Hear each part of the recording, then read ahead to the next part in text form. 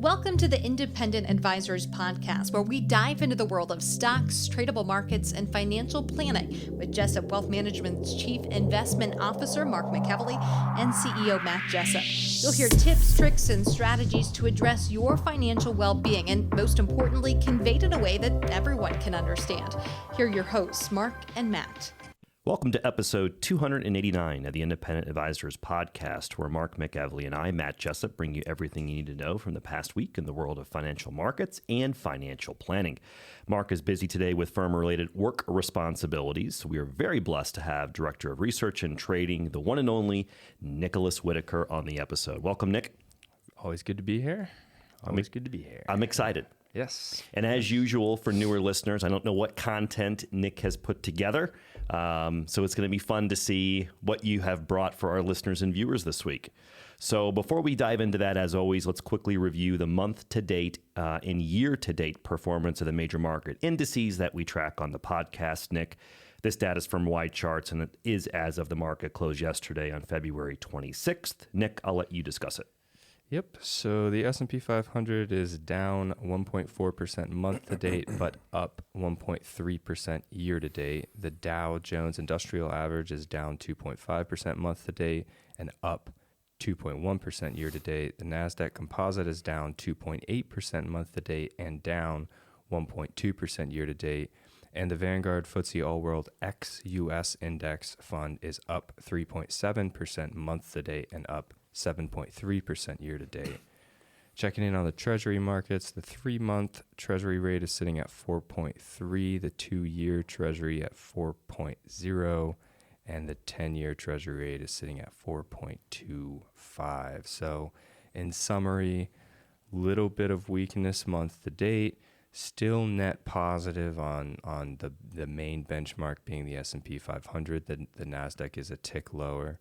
And interestingly, a little bit of a bid in international thus far year to date, which I'm actually going to talk about a little bit later. So we'll dive into that. Interesting. You know, I think my initial reaction when you say that is I think people are trying to seek out what they feel is, you know, perceived value. I also feel the dollar has weakened over the past couple of weeks, which might have helped that international trade a little bit. And I definitely got some hot off the press research from last night in a minute here that I think you're going to find very eye-opening. Interesting. Well, I'm excited to dig into that. Yep, it's going to be good. So jumping into big headlines and current events. So last Friday, today's the 27th, last Friday, which was the 21st, the market declined a bit. You know, we had a bit of a pullback. Just on, there were some inflation prints that the market didn't love to see, where the inflation came in hotter than expected. You know, it's still kind of hovering around the same kind of range there. So I would say the decline was really on that inflation, kind of growth, valuation worries, just with kind of like the market taking a pause. So you saw the major indices decline somewhere between 1.7 and 2.9. So that's where a big bulk of that kind of month-to-date performance is coming from. Good to know. Worst single day of the trading year so far. Yep. And other news. Before you go on, I got a piece on this here in a second. Okay, cool. It lines up perfectly, and it kind of forecasts over the next, say, 6 to 9 months where that year-over-year inflation rate might end up. And then you and I can have a round table, and I think it might be very enlightening. Okay. Yep. Yeah, that'll definitely help listeners and kind of digest give them perspective. So, in other news, Apple announced plans to spend and invest more than $500 billion in the U.S. over the next 4 years. Another component that's helping to boost sentiment in the news with just general sentiment in the market is the House passed its resolution for a larger reconciliation bill, which calls for $4.5 trillion in tax cuts and $2 trillion reduction spending over the next decade.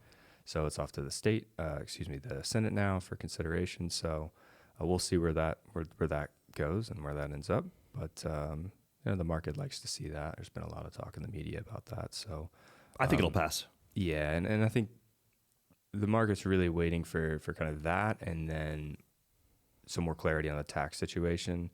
And so I think, you know, with all the tariff talk and then inflation and the market was ready to kind of take some profits or just pause. Great excuse, right? Right. Yeah. So it makes a lot of sense. Just another note on inflation, the PCE index, which is the Fed's preferred measure of inflation, will be released on Friday. So you could see some volatility on Friday, particularly if that print comes in a bit hotter than expected. And those prints usually come in at 8:30 a.m. Mm-hmm. Yep, in the morning. EST. Yep. And lastly, Nvidia reported earnings last night after the close. Yep.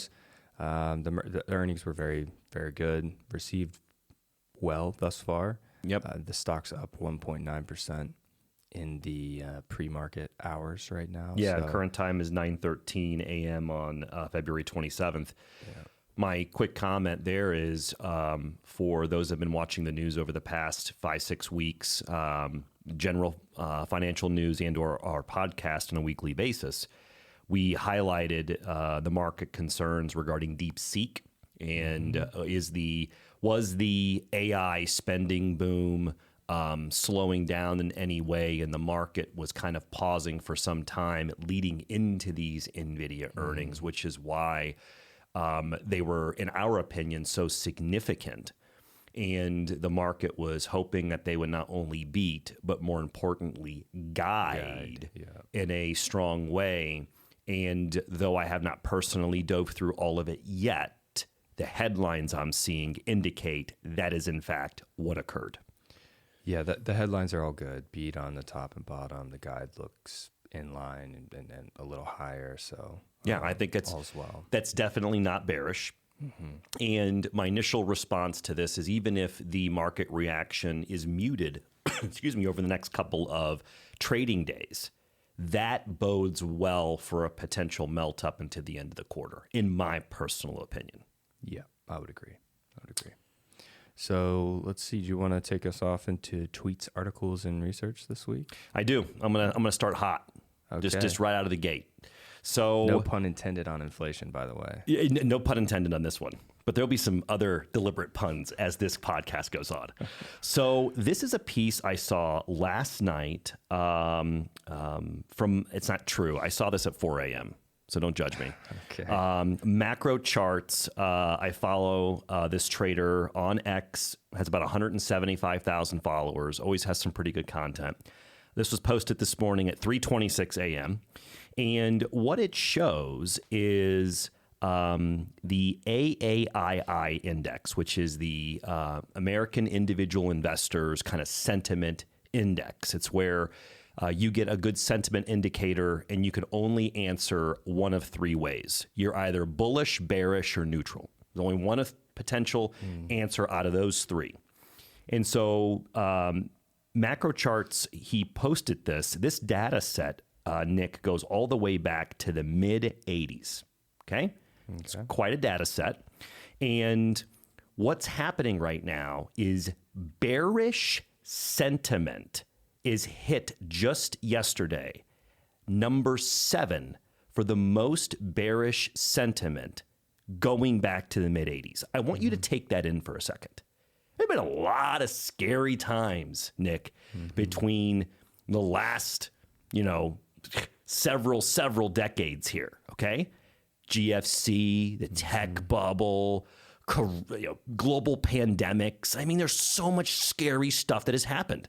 Bigger, scarier things than whatever is happening in the world right now. And bearish sentiment is number 7 high of all time. Yeah. That the data set goes back to the mid-'80s. So I'm going to give you the 1 through 6 to give you further perspective. The worst, March of 2009, managed money through that time period. That was the very bottom of the GFC. Next was the beginning of 1990. War in the Middle East. Another point in 1990. Number 4, 2022. We only had raging inflation in 2022. 2008, that was the midpoint of the global financial crisis. And then number 6 was the bottom of the bear market in 2022 in September. And then number 7 of all time is yesterday. So here is my point. This is significant in my opinion. When you look at this chart, what is done is at these peak points of bearishness, what do you notice when you look at this chart? It all coincides with what? I'm actually gonna reveal my hand and say I actually don't see this on the chart. Oh, you don't? On the chart. No, it's not. I think Because it's such a hot late an old version. It's such a hot late addition into the podcast. Yeah, because I must have just not synced on my version or something. So this whole time I'm really listening. I love this. Yeah. All right, so sorry about that. go to your teams. I appreciate the honesty. Go to your teams. Click on the chart. So what you're going to see here is it goes back to the mid 80s in this bearish sentiment, and you're going to see the other 6 times these points of peak bearishness marked short-term bottoms in the market. In fact, Nick, you're going to see very quickly that in each of these instances, the market had already sold off drastically and was in a bear market in these instances. Yeah. The definition of a bear market is it sold off at least 20% from its high. And then all of a sudden you look at where we're at right now, and you ready for this? We're 3% off the all-time highs. Yeah, it is. The tweet here says absolutely unprecedented. And yeah, that's... Proper usage of the word unprecedented. Yeah, Got to give macro charts credit on that. It's usually abused in the financial news media. It is. Yeah. Interesting. So 3% off the highs. Number 7, all-time bearishness, sentiment indicator. That to me is a definite contrarian piece of data. And it's big in my opinion. Yeah, it's interesting. It's interesting. And of course, Jenna will put this chart up for our YouTube viewers. When I was talking about that, she probably already had done that. And it'll be in our show notes and all of our social media sites. It doesn't surprise me that negative sentiment is up. I actually read a bit about that earlier this week. And I think a lot of that gets down to more the social aspect and the run that the market's been on recently with valuations among the big tech names and kind of some of the concentration in the S&P 500. So I think it's kind of probably all of that mixed in. And then participants of the survey maybe perhaps allowing some of their own personal negativities to impact their view. That would be my view from the cheap seats, I suppose. I like that viewpoint, and see how I extrapolate this is usually people's sentiment are reflected in their portfolio allocations. So if you tend to see bearish sentiment this high, it means to me that people are postured within their portfolios underweight risk. That would be how you would correlate that through the lens of history. And in my opinion, you could see some people, if I'm right in my sentiment here and my thoughts, you could see people in the spring, if you start to see a recovery over the next month or two, say in the worst performing sector year to date, tech, you could see people chase some things going into spring. Could have a bit of a buy the dip. I think it's likely in my opinion, right? Not guaranteed, my 2 cents on the topic. Yeah. I like that. Pretty good chart, huh? Very good. Yeah. Hot off the press. Very hot off the press. Can you still say that? I think so. Okay. That was posted at 3:26 a.m. this morning. This morning. Hey, got to listen to the Independent Advisors podcast for all the hot news. Yeah. Hot news. We're on it. So my next piece is related to inflation, as you were indicating at the top of the podcast. This is the segue, right? This is the pun I was talking about earlier. This is awesome. Yeah. This is from the Kobesi letter, and this was from February 23rd. This is what the post was on X from the Kobesi letter. It says, shocking stat of the day. U.S. CPI inflation is on track to hit 4.6% annualized over the next 6 months, according to Bank of America. CPI inflation has averaged plus 0.4%, that's 40 basis points, on a month-over-month basis for the last 3 straight months. If this trend continues, this puts the year-over-year inflation on pace to hit 4.6% annualized by July. That'd be the highest since April of 2023. That would be more than double the Fed's 2% inflation target Even if monthly inflation prints ease to 0.3%, 30 basis points, year-over-year inflation would still rise to 3.8%. The Kobasi later ends the tweet with, inflation is accelerating. Jenna will put up this chart for our YouTube viewers. This will be in our show notes, Nick. What you're going to see here is the extrapolation that Bank of America has done, showing that if over the next 6 months, month-over-month inflation, if it averages 0.1%, if it averages 0.2%, if it averages 0.3%, and lastly, if it averages 0.4%. Even in a 0.2% in 6 months average, you'd be at 3%, which is about kind of where we're at now, okay? And 2.2% if it averaged just 0.1%. So what am I getting at here? And why did the market react the way it did last Friday? It pretty much was told by this inflation data, don't expect the Fed to cut interest rates anytime soon. Yeah, absolutely. And this takes me back to comments I was making on the podcast early last fall, and it bears repeating for our newer listeners. When you look at the lens of history, the slower the pace of interest rate cuts, the better it is for returns of risk assets. I'm not saying it's going to be an easy peasy ride from point A to point B. There's going to be volatility. And I think where the market is shocked right now is it seemed pretty easy through the middle of December last year, right? You had crypto going crazy. You could throw a dart on a board, pick a crypto asset, and you were making money. You felt like you could do the same thing with stocks. Then all of a sudden you go through a tough time period for a couple of months and everyone's crying like it's a horrible environment. It's just interesting how quick risk sentiment changes in these marketplaces. And to me, the fact that the Fed is not going to cut rates, boo-hoo, it's not a bad thing. Yeah, I agree. Yeah. That's my rant of the day. I support the rant. I actually love it. Matt's fired up this morning. No, it's a great. They're great points. I think the market does get very boo-hooey around rates, which is why you see some of the volatility. And I have kind of a hot take on the Fed in general, where I don't think they've done that bad of a job when you look at it. I agree.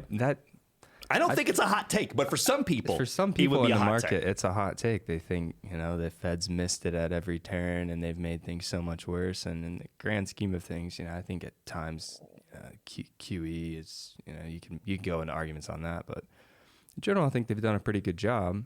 And I think they'll continue to do that. And what that means is they have to monitor this and be data dependent as they've always been. Yeah, I mean, I think they've thread the needle. They've walked this fine line and thread the needle as best as they could the last couple of years. And in hindsight, no one thought they would have accomplished what they've done. Right. And I just think it's interesting in the marketplace. I think the worst case scenario that people are fearing right now, and I think the reason sentiment is as bearish as it is, and I'll tie all this together, is people are just concerned that as the year goes on, there could be a threat of a recession later in the year if tariffs, if this deficit cuts by the government are so severe. Of course, is that a possibility? Yes. Is it always a possibility of a recession? Yes. But based upon the data right now, things, in my opinion, are not truly reflective in asset prices. My 2 cents. Could things get worse? Of course, they always could.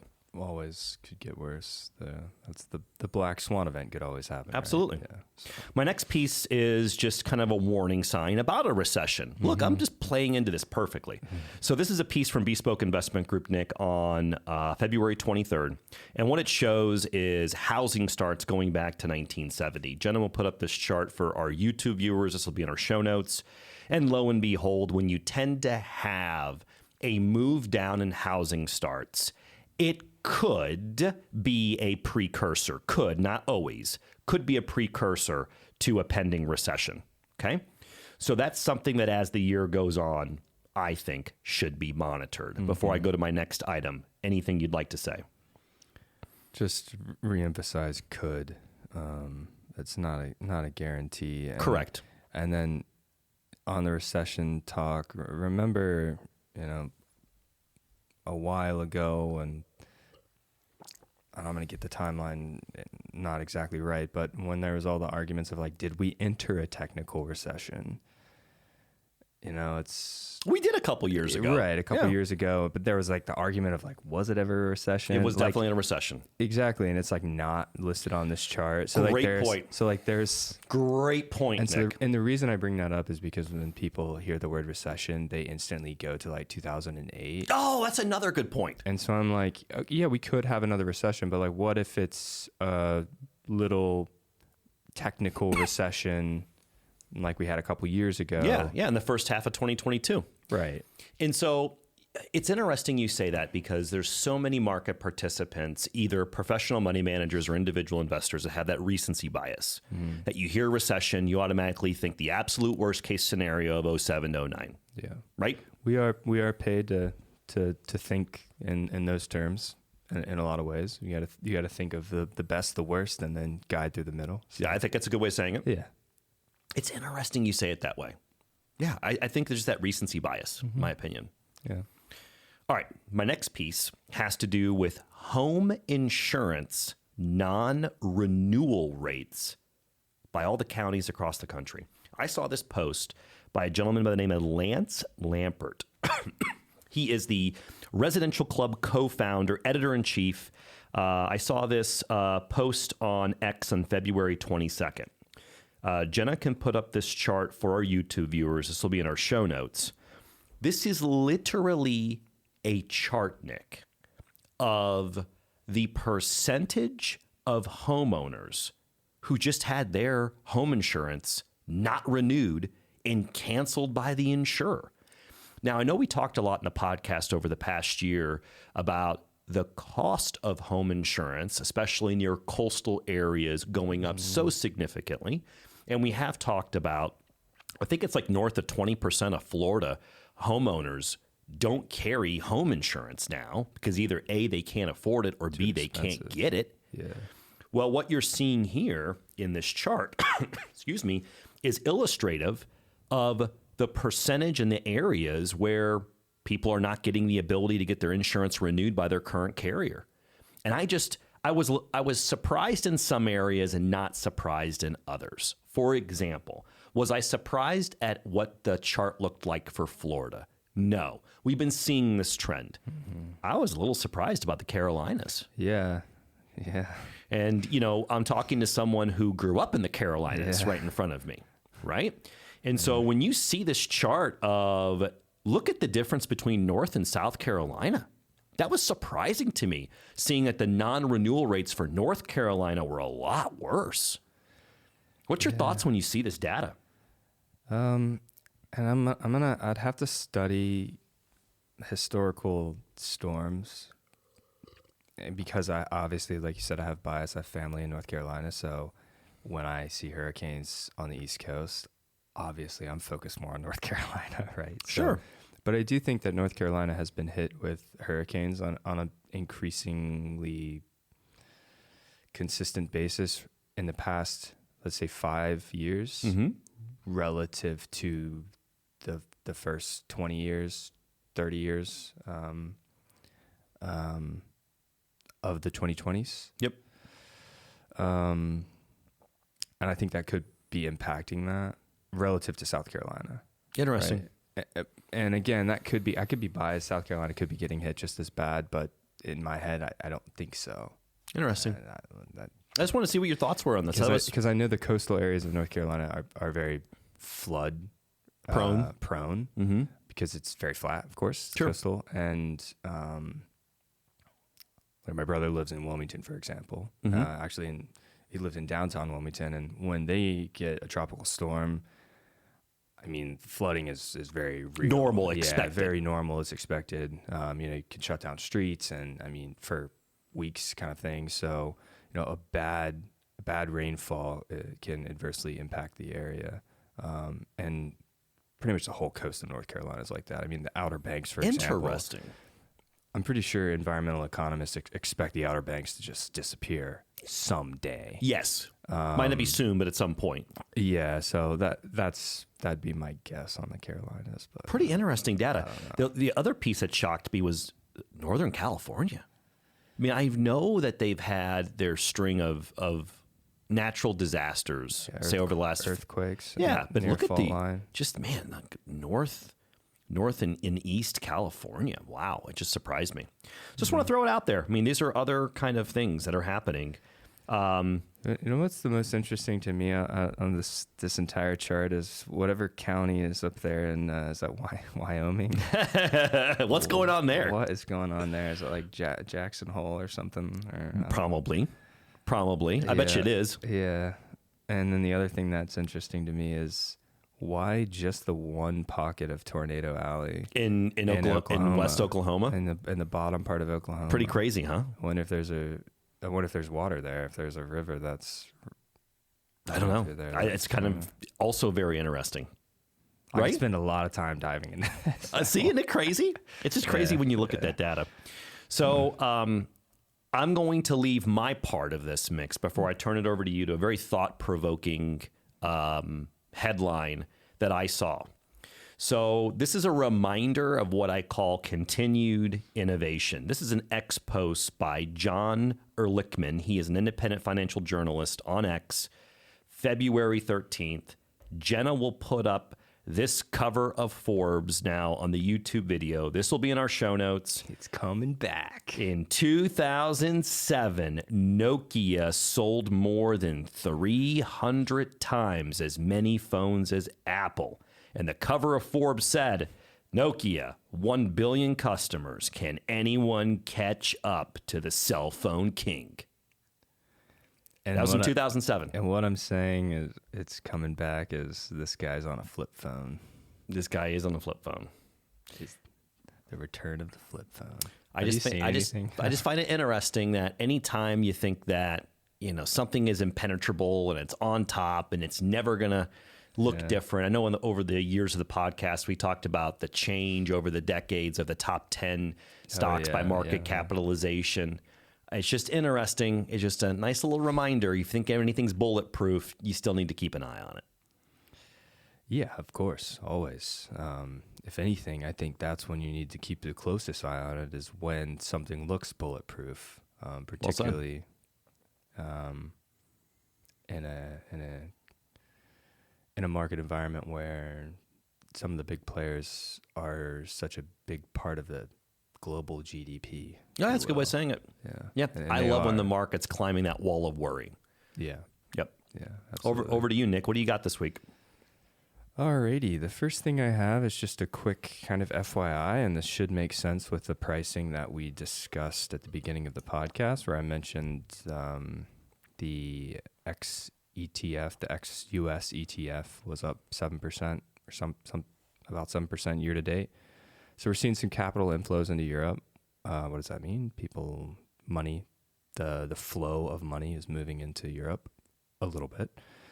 This is an article from 2/20, so it's about a week old, from Bloomberg, and I'm just going to read a little excerpt. European equities attracted the biggest inflows since the war in Ukraine began 3 years ago, according to a note from Bank of America, underpinned by once strong optimism around peace negotiations. About $4 billion flowed into regional funds. So regional ETF funds is how this is being tracked. Okay. Basically, the way this is tracked, just side note, is looking at how the AUM on ETF funds moves, basically. Yep, exchange-traded funds that are kind of the niche of these different countries within Europe. Right. Yeah. So about $4 billion flowed into regional funds in the week through February 19th, the most since February 2022. That's big. I mean, our markets are drastically bigger than theirs. That's a pretty big inflow. Yeah, it's notable. Yeah. BOFA strategist Michael Hartnett reiterated a preference for global stocks to U.S. peers, saying markets such as Germany, China, Japan, South Korea are more attractive at a time when business activity is improving. Meanwhile, he warned that American markets face risk from an unexpected slowdown in economic growth. So one of the reasons I brought this up is because, A, it's interesting, and the price action is telling us that it's interesting. And, when we're talking about kind of what's happening last Friday with the market kind of pulling back with the hot CPI inflation and now recession, talks are bubbling and all of this kind of thing. And it goes back to the exact point that you made earlier when you were getting amped up when you were what did we call that? I was on my rant. That was it. You said it was a rant. I think of it as like a soapbox. But anyway, when you were on your rant, that was kind of one of the points you were making, where it's the market's kind of getting ahead of itself, and it's looking for value. Yep. In other areas, and so that's why you're seeing that those flows move into Europe. Is, in my opinion, is the market's looking for value because of some of the fears, whether those fears are necessary or not. That's kind of what's going on there. So what are your thoughts? My thoughts is they're going to go a quarter or two, and all of a sudden they're going to realize the growth rates in those European equities are not keeping up with the growth rates of America. And, America, using the car analogy, going to blow right past them from a growth rate standpoint. Yeah. And, though you might have some people trying to pick up some values, there's a difference between picking up a cheap stock. If Mark were here, he'd say it might be cheap for a reason. Yeah, there's a lot of that. And I think that you really got to watch these growth rates. And anytime I see, fears of a recession surface, it's going to create opportunities in the market. Mm-hmm. And if a recession doesn't come to fruition in a short time period, boom, buying opportunity. And so we'll see kind of how this plays out over the next quarter or two. But it wouldn't surprise me to see the economy continue to be resilient and money flow back into U.S. equities because the growth rates are more. My final comment is, at some point, a recession will happen. I guarantee it. And I never say that term on the podcast. At some point, we will have another recession. Is that in 6 months? Is that in X amount of years? We don't know, which is why we watch the data. Yeah, that's one thing we can guarantee, is that at some point in the future, there will be a recession. Everyone always jokes, what's the two certainties in life? Death and taxes. Yeah. Jeez, I can add a lot more to that list, okay? And number 3 is a recession will happen again. Recession, market fear, and market exuberance. The two guiding emotions in investing, fear and greed. I can keep going, Jenna. So continuing on the path of kind of market growth and expectations, a note from, this is briefing.com research.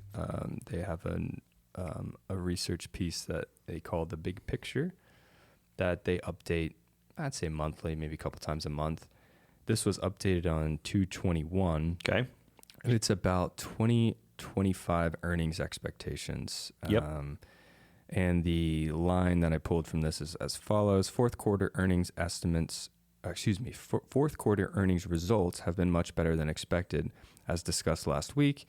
Yet the first quarter of earnings growth estimate has been slashed to 7.6 from 11.6 on December 31, according to FactSet, while the calendar year 2025 growth estimate has been trimmed to 12.1 from 13.3 on December 31. It is a trend. It's a trend in the wrong direction, particularly for a market sporting a premium earnings multiple. Just a side note for listeners, that right now we're about 75% through market earnings, so we still have about 25% of the market to report. So we're through a lot of the big hitters, Nvidia today. Yeah, particularly. My initial reaction seeing this is to me is not overly bearish. I like that you're pointing this out, because I think that this is one of those headlines that is providing justification for the sell-off, especially within tech. Exactly. You have concerns about these growth rates in the market. But again, I think it's one of those factors. You really take a step back and you look at the consistency of earnings in, say, U.S. stocks compared to global stocks. You look at the growth rate within itself and compare it to places outside the U.S. That's very quickly why U.S. stocks trade at a premium valuation to their foreign counterparts. Yeah. I'll be curious as the next couple of quarters go on and you get through some of the concerns and uncertainties regarding tariffs and how that's affecting the status of the American consumer.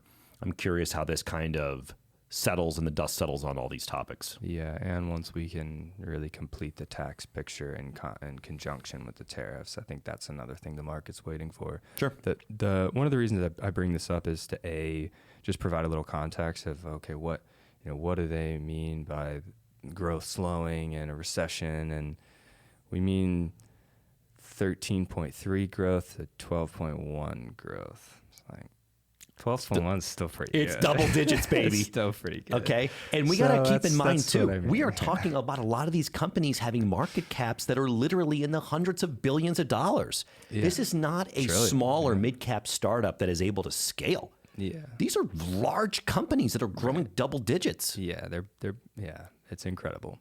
It is incredible when you really step back and think about it. I didn't necessarily mean for all this to be themed, but with your points and mine, this has turned into Are we just becoming, I know we're already great. We could be becoming like best friends in the podcast here, Nick. Are we best friends? Are we best friends? Then my next piece is on the equal weight S&P 500 price movement, kind of in conjunction with valuations. Mm-hmm. So this is an ex post actually yesterday from Coiled Spring Capital. Okay. And he says the following: equal weight S&P 500 is cheap at 17.6 times earnings, so 17.6x. So that's the PE multiple. Yeah, the valuation. So historic valuation around 20 is the market average. So when you hear premium valuation, you're thinking, and that's very simple. We could go into that, but just because the last stat I saw is the top 10 names of the S&P 500 by market cap now make up about 39 to 40% of the overall size of the index. Exactly. Whereas if you look at the equal weight, if you take all 500 names and you equally weight them, right, then that is how you kind of get this. Yeah, right. At 17.6, and that's interesting because what it says is there's some cheaper valuation trading stocks and those smaller market cap names, and whether it's justified or not, we kind of made that comment. Just because it's cheap doesn't mean you should buy it. Yeah, but I think this is a very interesting observation, and I'm going to tell you why, in my opinion. Am I cutting you off by any chance? No, go on. So why this is very interesting to me is it's no secret that the popularity of indexing over the past decade especially is huge, right? Hey, I just own the S&P 500. I own the NASDAQ 100, right? These investment themes, I've been in the financial services industry now for over 25 years. I've seen different investing trends come in and out and back into favor. At some point, indexing is not going to be as easy, especially when you start to see 10 names make up 40% of the index. And at some point, you're going to see more of an equal weight. And it will be just a period of time. It'll be a cycle that will outperform the traditional indexing that you're seeing. Is that process going to start now? Did it already start? Or is this a head fake and it's going to start in a couple of years? You and I don't know that.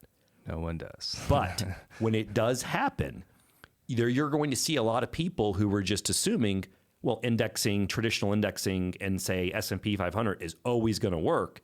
That investment type of thought process will go in and out of favor. Right. And I just don't know for how long. But when you start to see some data like this, you got to perk up a little bit. Absolutely, and that's what we do. That's what you're the people who work in the markets. That's what we do. Yeah. So this guy says, and people talk about the stock market. Oh, it's so expensive. Valuations. He says the stock market is expensive on the surface, but that's because of the Mag 7. Strip out the Mag 7 and things are reasonable. So next time someone tells you stocks are expensive, you can share this with them. The average stock is simply not.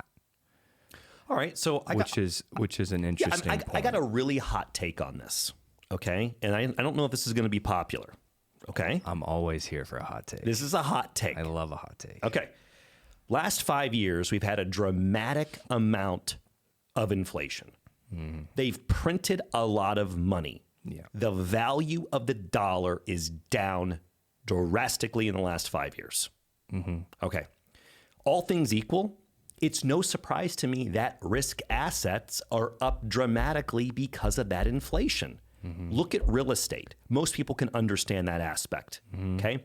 that home you probably owned, let's say it was $100,000 in value 5 years ago, I'd argue today it's probably 140 to 150. I'd throw that out there. Maybe more, right? Maybe more. So take a share of XYZ stock that makes COGS that is growing at 6% a year, that was at $100 a share 5 years ago. All things equal, because of the devaluation of the dollar and how much money they printed, it's no secret why, in my opinion, that the stocks are at the valuation they are. Yeah. So, I mean, I just don't think people talk about that enough. You see all these comparisons of valuations to history, overlay it with inflation, then talk to me. Yeah. No, I agree. That's my second rant of the day. No, I love it. Yeah, it's a good point, because and that's one of the reasons I bring this up, is because there's so many concerns about valuations, but it's all relative, and there's reasons for that. And at the end of the day, do valuations matter? Of course they matter to some degree. But there's a great quote in the market that says, and I'm gonna butcher it, but the market can remain out of whack essentially longer than you can remain solvent, right? Yeah, the market can remain irrational longer than you can remain solvent. Yeah. Okay, so you can't fight those trends. Yeah, so I wouldn't get too hung up on that, but that's just food for thought on, like you said, the equal weight, and thinking about some of the concentration in the market, and thinking about valuations in general. It's like not everything is overvalued, and the things that are overvalued, to your point, should be overvalued.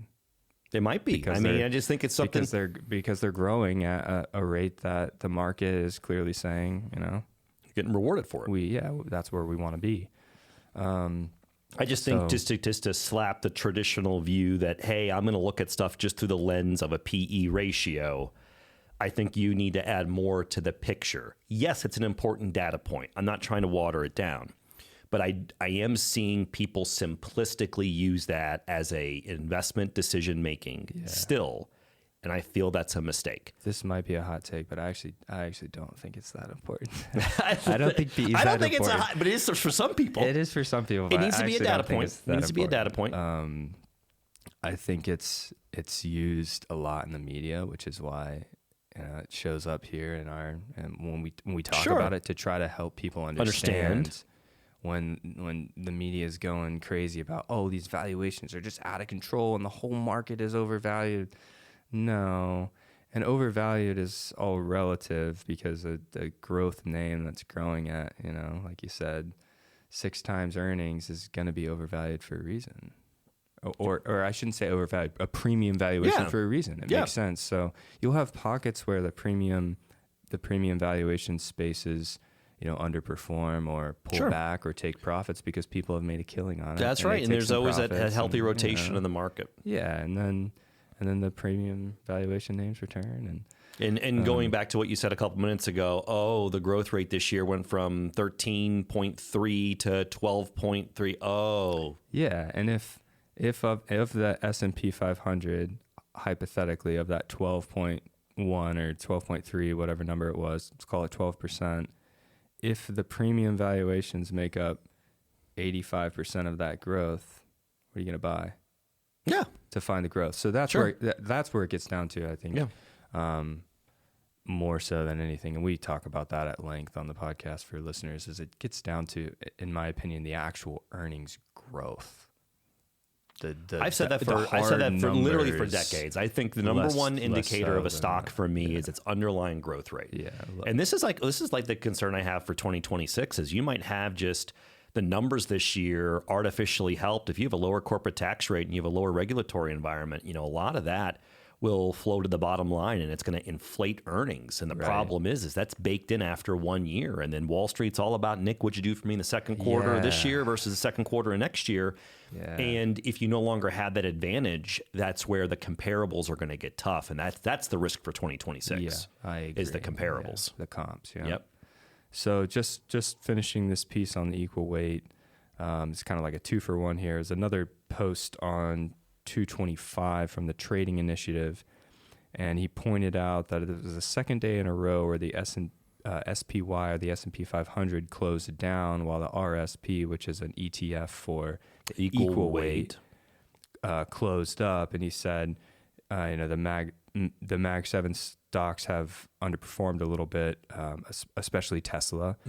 But there's 493 other ones that are hanging in there. These divergences often lead to buying opportunities if the market recorrects higher. So again, going back to the point that you made, where it's, someday just buying the S&P 500 might not work as well as it has maybe over the past, pick a certain period. 5 years, 10 years, 15 years. Sure. Yeah. I think that's a good way of saying it, Nick.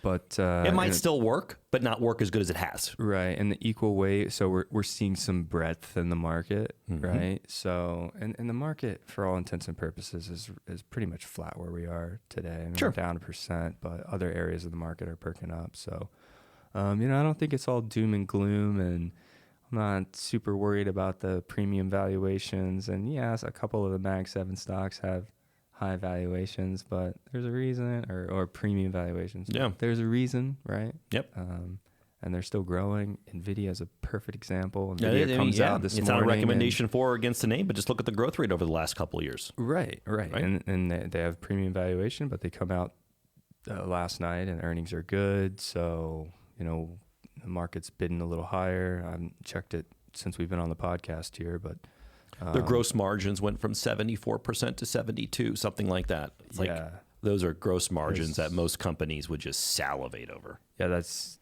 an insane gross margin.